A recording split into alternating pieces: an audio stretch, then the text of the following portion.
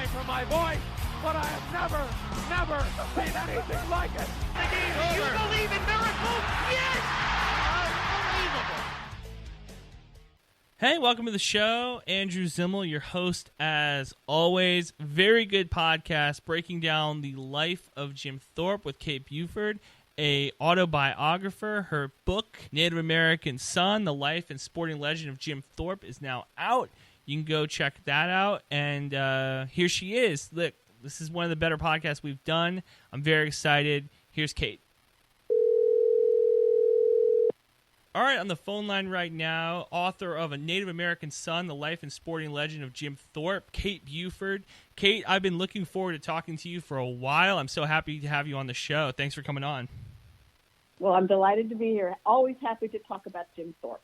So the biggest thing I think for me about Jim Thorpe was I was introduced to him as a younger guy, but it's because my grandfather was an older guy, right? Like he was in his late 80s, and we went to Canton to the football museum. And I remember the entire way we're going up there, I'm excited to see the Joe Montana, the Steve Young, that type of stuff. And he's talking about Jim Thorpe, and he told me all these great stories.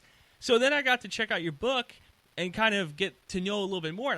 And I'm not trying to smooze up to you or anything, but I think this is the definitive biography of Jim Thorpe. Oh, thank you very much. Well, I hoped it would be. I certainly worked hard to look at the entire life. Most of the other books written about him, and there hadn't really been a definitive, as you say, or even adult full biography, pretty much stopped after the Olympics in 1912. And he had this really remarkable life that went on until he died in 1954. So I was delighted to trace the whole life. Now, why do you think, first off, I want to ask, why do you think that is? Why do you think that a lot of authors and a lot of historians kind of just stop after 1912? Well, there was this conception about his life that he peaked in 1912 in terms of world-class international celebrity. He was our first international celebrity athlete. We sort of take that kind of athlete for granted now, but then organized sports were in their infancy, and so were the Olympics. So he was this amazing superstar that we now look for every 4 years, right? Who's going to be like the person that captures our imagination? When Jim Thorpe did it, the Olympics were only the modern Olympics. It was only the fifth Olympiad in 1912. What happened was that this myth got, some of it was partially true, but really not, that his life went downhill right after 1912 or shortly thereafter. And so people accepted that myth and didn't look more carefully into what he really did. It just didn't bother. It was sort of more, let's say, glamorous and exciting in a way, but also kind of sad to think of this great star fallen. And people clung to that, even though it wasn't true. Now, why did you pick this topic to cover Thorpe? Because I know you've written other books and you've had a lot of other experiences, but what drew you to his story? That's a great question, and I get asked that a lot. I think people always want to know with biographers what led them to their subject. With me, the book I did before Jim Thorpe was a biography of Hollywood star and producer in the 50s, 60s, 70s, 80s, Burt Lancaster. And he played Jim Thorpe in a 1951 Warner Brothers biopic called Jim Thorpe All-American. And when I was writing or researching and interviewing for the Lancaster book, so many people told me of all the great movies Burt Lancaster was in, and he was a fascinating character too. The one that really grabbed people's hearts was this rather clunky, early 50s biopic.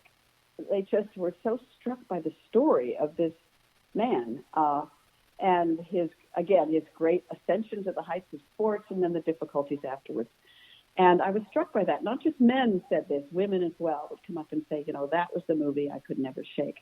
And so when I was thinking about the second book, I didn't want to write about the movies in Hollywood again because I thought Burt Lancaster was so definitive, as to use your word, and I didn't want to get stuck in a Hollywood rut. But then I thought, while I was doing the background production research at USC in Los Angeles on the production of Jim Thorpe All-American, that 1951 picture, I discovered the story, of course, of Jim Thorpe. I was not aware of him, even though my family was a real sports family. And I thought, wow, what a story. Great athlete, one of our earliest great athletes, multi-sports, Native American. And it seemed like a larger story, not just a sports story. It's really an American history story. And where do we get the fascination with sports that we have now? And it's girls and boys, men and women now. Where does this passion for sports begin? And you could argue that it begins with Jim Thorpe as this, again, great multi-sport athlete who captured the world's imagination. I want to talk about... So I decided to write that book. So I decided to do Jim Thorpe. Yeah. I want to talk about Thorpe's, just his early years a little bit more, because you would talk about, like, okay, this is a character that drew a lot of fans and drew a lot of attention to not only the Olympics, but also just to, American sports. And he wasn't a, professional baseball player, right? He was a guy that was playing in the very early stages of what would later become the NFL. Yes. Well, he did play professional baseball. He played for the New York Giants as well as several minor league teams, and also a Boston team. And one of them, I'll get to the NFL in a minute, but one of the most interesting discoveries was to find out that, of course, I knew he played professional baseball, but the myth was that he was lousy. The sort of term was, he couldn't hit a curveball because he'd plunked himself right into professional sports in professional baseball in 1913, after he was revealed to have been a professional playing minor league baseball. And so his medals and trophies from the 1912 Olympics, where he won the decathlon and pentathlon in Stockholm, were stripped from him, and he had to send them back. So then he went into the only organized sport at the time other than boxing, which was baseball. And yes, he was not good at all at the beginning. Baseball was not his strongest sport. But by 1918, 1919, after he'd been farmed out to the minors, he became as good as Ty Cobb. He mastered any kind of ball from any kind of pitcher. That was not known, and that was a real exciting discovery.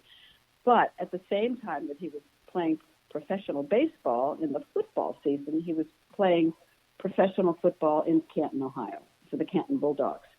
And because he was so famous, professional football, nobody paid any attention to it then. It was called the reptile sport.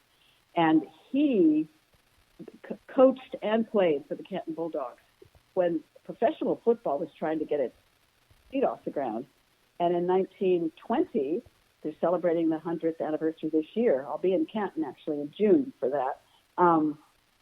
They decided they needed to organize their sport, some of the coaches, or rather managers, and they formed an organization that 2 years later was called the National Football League. And Jim Thorpe was the first president. And it was sort of an honorary title, but because his name was attached to it, news reporters and news media paid attention to this little brand new fledgling league in Canton, Ohio. And that was the very beginning of really organizing professional football. But still, nobody really paid much attention to it until, I would say, television came along in the 50s. Why do you think that we talk about the legacy of Jim Thorpe? Why do you think that he wasn't mentioned more during this NFL 100th anniversary? Because I was expecting to see a lot more of Jim Thorpe love, and I didn't feel like I got enough of it. Did you? I agree with you. I totally agree with you. There are complicated reasons for that. As I just mentioned, he really was pre-television, and really by the late 50s when they began to televise NFL games, then the game really begins its momentum to become what we know now as NFL football. No team of his that he played on as a professional football player has survived. Canton Bulldogs, no, they're gone. And many of these other little teams that he played, they were smaller in the 20s, they no longer exist. Professional football moved from those Ohio towns to Chicago, New York, the bigger cities where they could get a bigger fan base. So there was no perpetual memory. No team had a vested interest that we know now in maintaining his reputation. also, in terms of collegiate football, he was considered collegiate. It wasn't really a college, but he was a great collegiate football star for the Carlisle Indian Industrial School, the boarding school in Carlisle, Pennsylvania. Well, that school ended in 1918, so there's no alumni organization like you'd have at Stanford or Harvard or Yale or Penn to perpetuate the reputation of him. So, and by the time you get to recognizing the great athletes now, his memory has faded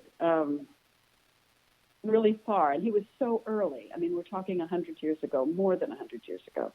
And for all those reasons, his memory is somewhat forgotten. Can you tell me a little bit more about his legacy? Because you talk about the native son. He was Native American. He had Native American heritage. How much did that play into just his life in general?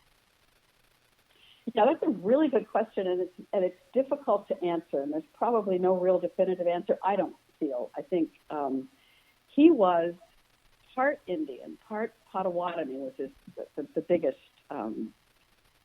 percentage of his identity in terms of his birth and his background, and he was part white, and that's why he has the name Thorpe, which is an English name, and his grandfather was white and had married an Indian woman, so he was half and half, almost, really a little bit more Indian. And so he grew up speaking English.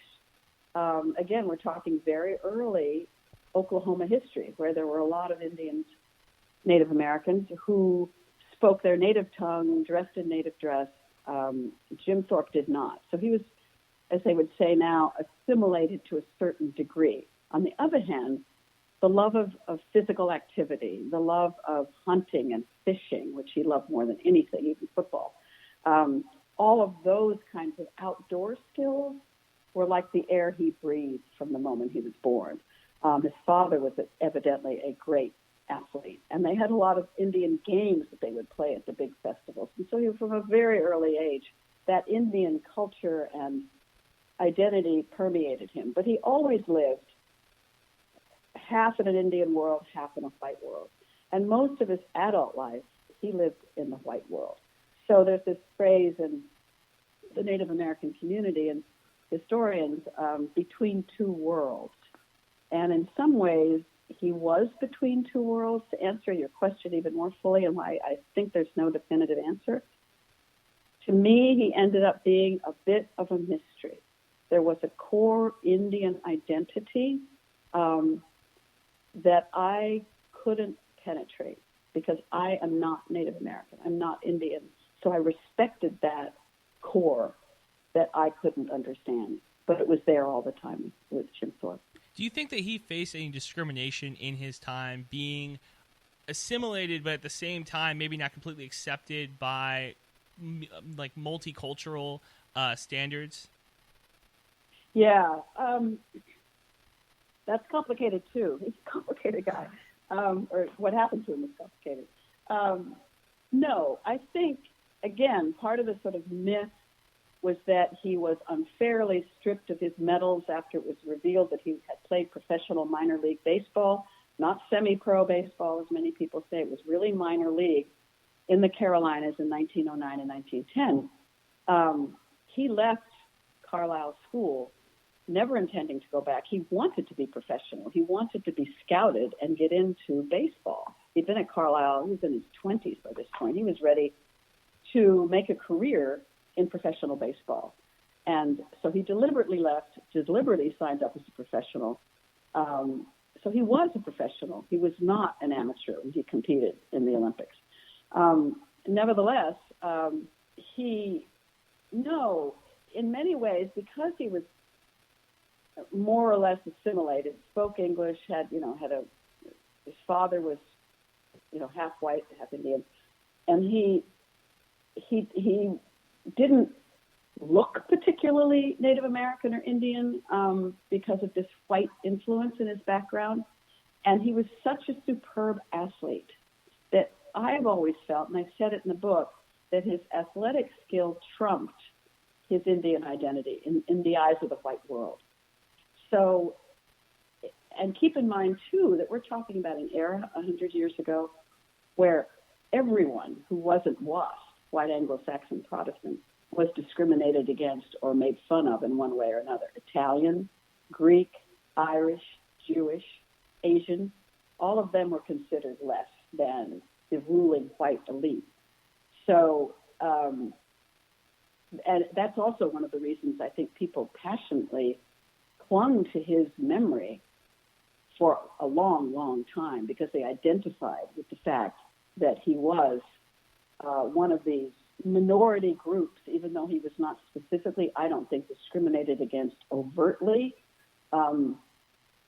They identified with the fact that he was one of the other people like them.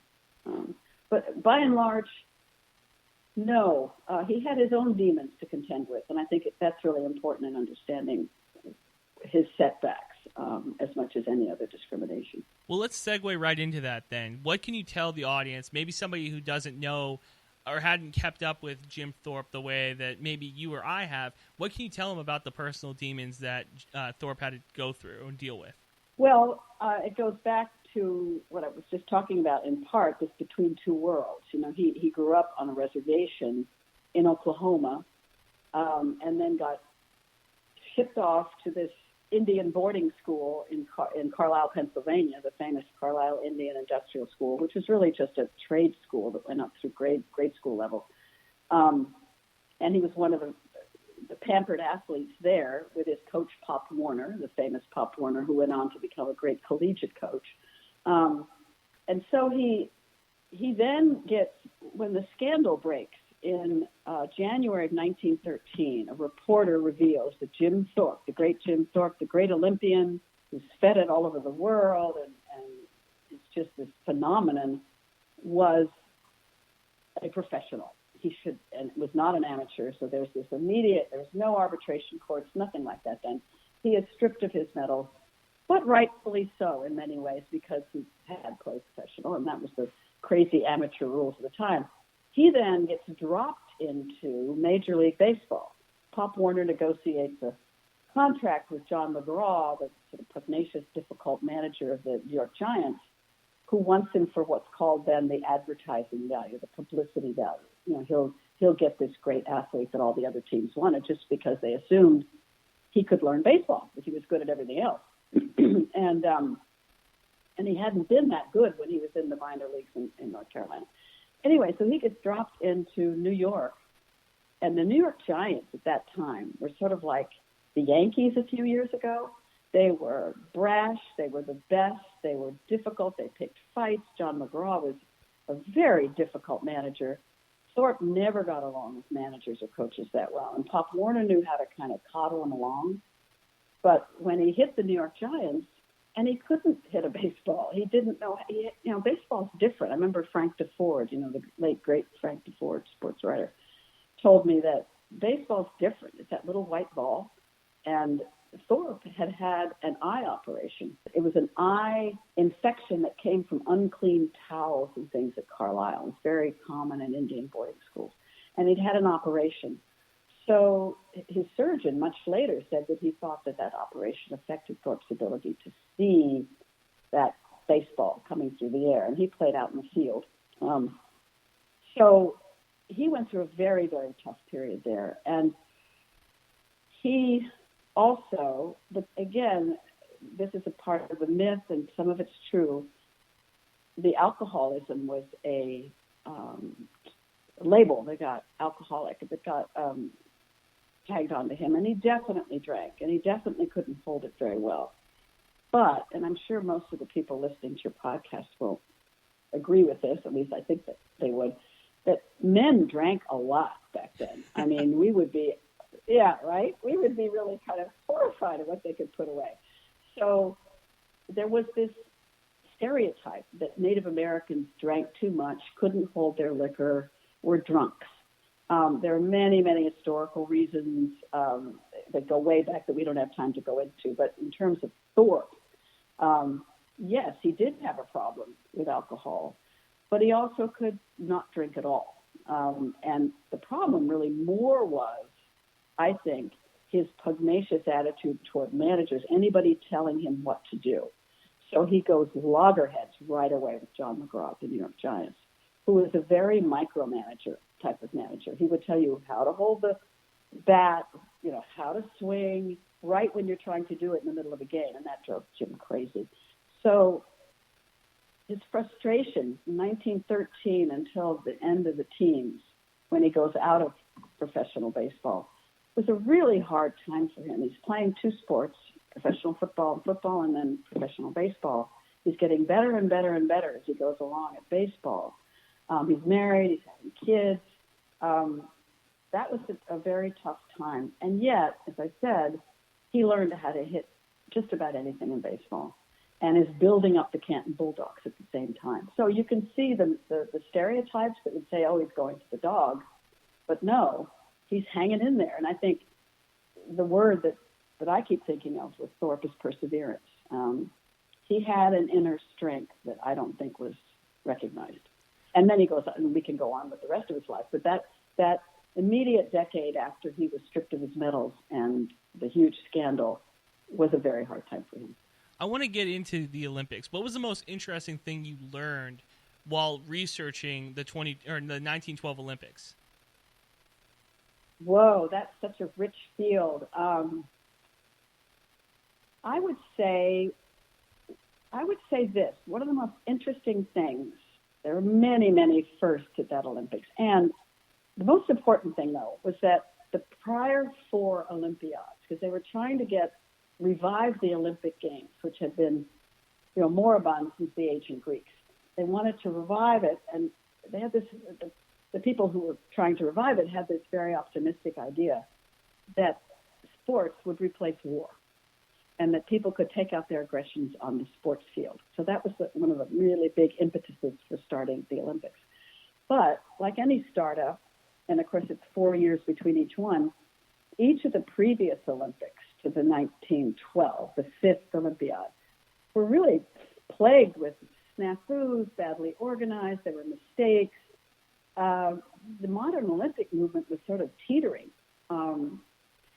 So when the Swedes were designated as the hosts in Stockholm of the fifth Olympiad, the Swedes, who are by nature often so very organized and disciplined, they organized the best Olympics that had ever been in the very short history of the modern Olympics. It was a perfect Olympics, certainly relatively speaking, well-run, and in a way, then on top of that, so you have a very well-run game.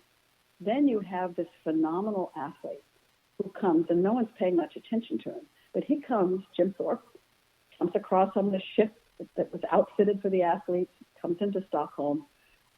He did train. Again, one of the myths is that, he never trained and just walked up and did these things. No, he trained, but he didn't overtrain. He knew when to stop obsessing and training and trust his body to do what he wanted it to do. So what he does is then win these two multi-sport competitions, the pentathlon, the five sports, and the decathlon. And not only does he win them, but he wins them by hundreds of points, margins that have not been exceeded since. So the world was just, the expectation was that the Brits or the Scandinavians would win these track and field events. That was their strong point. But they didn't. This Native American out of Oklahoma cleaned up, and he was a sensation. But to answer your point, all that leads to the fact that I would argue, and I do in the book, that not only the Swedes holding perfect games, but Jim Thorpe showing for the first time the glamour of the games, the glamour of a superstar, really helped secure the future of the Olympic Games. Because, as we now know, the next Olympic Games would have been in 1916 in Berlin, and that didn't happen because of World War I. So those are very, very important Olympics in Olympic history. Really quick, I know it's going to be hard to summarize the last half of his life, but after his professional sports career, we kind of alluded to it a little bit, that Thorpe had a tough, I think, second half or second part of his life. What can you tell the audience about Thorpe post-playing career? Yeah, well, first of all, he played until the end of the 1920s. He was still playing. By 1927, he played football, basketball, and baseball. not professional. He was out of the professional baseball leagues, but he was still playing for, sunset leagues here and there in New England. He continued to play until the very, very end of the 1920s. By that point, he really couldn't play anymore, although he could still kick from the 50-yard line to the goalpost. But he then goes, as many, many athletes did, who had come to the end of their career in the so-called golden age of American sports, which was the 1920s. That's when athletes really begin to make money and have agents, and Jim Thorpe, all that passed him by. He goes to Hollywood. He goes out to Hollywood, where sound has been invented. And so it's now no longer silent films, they're talkies.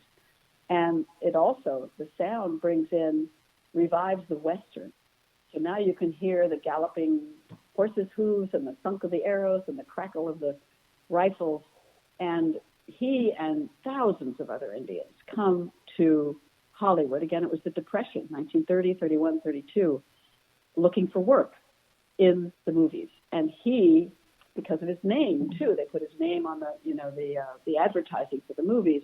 He begins a career in Hollywood that will last 30s and 40s, the late 40s, mostly playing in westerns, but all kinds of other movies, and mostly bit parts, extras, playing as an extra. We don't even know how many movies he was in, because some of the parts were so minor that the movies didn't survive. But we think he was in at least 70 movies.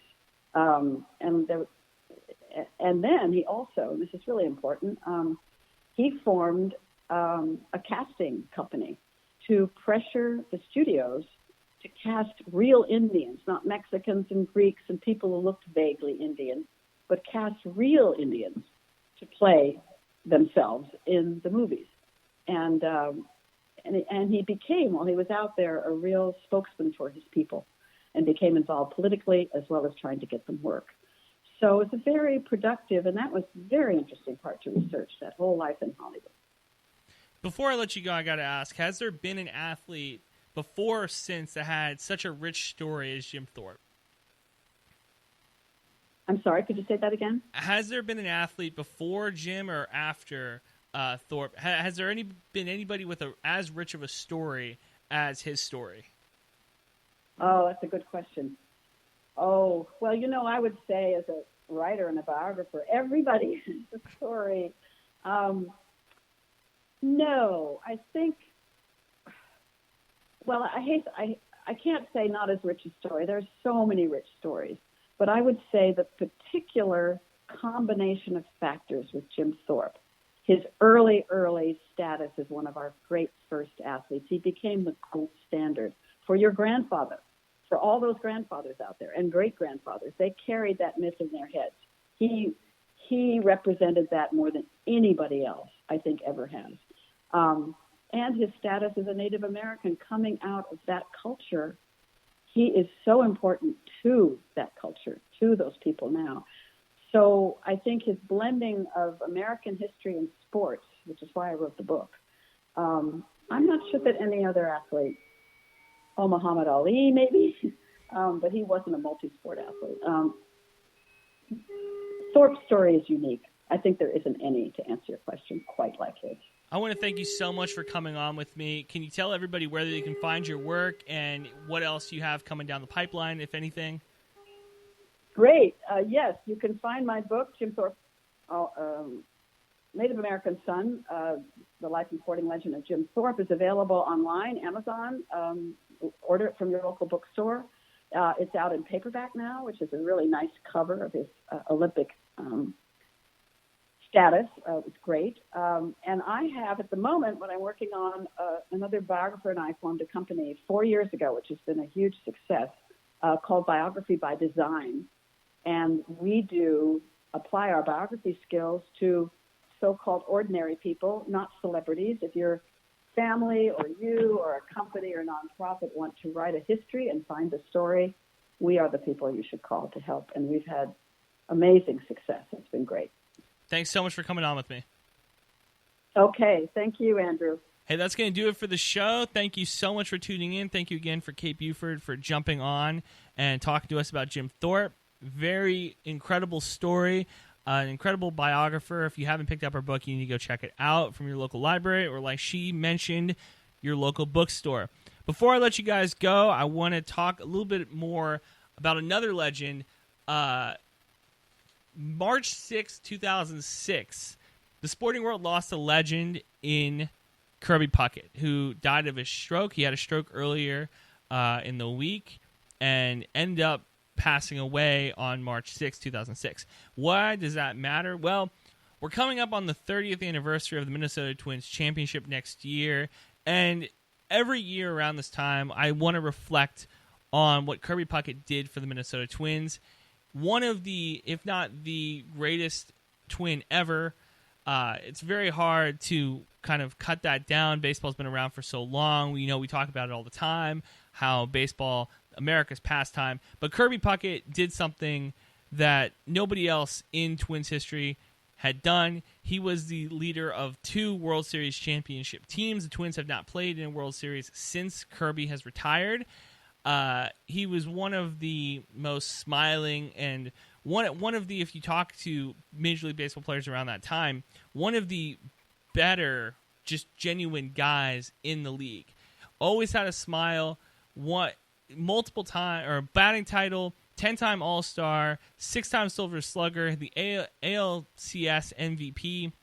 He retired with 2,300 hits. He could have had 3,000 hits if he was able to continue to play, but of course, eye disease ended his career a little bit early, only played 12 seasons.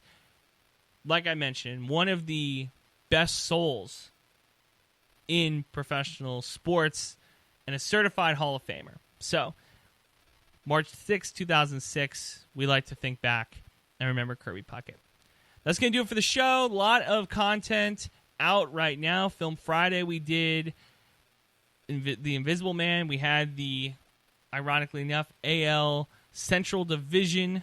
That is out right now, breaking down, including the Minnesota Twins, the Detroit Tigers, and all of that. All of that is out right now, and you're going to want to continue to look at the podcast page for more and more content.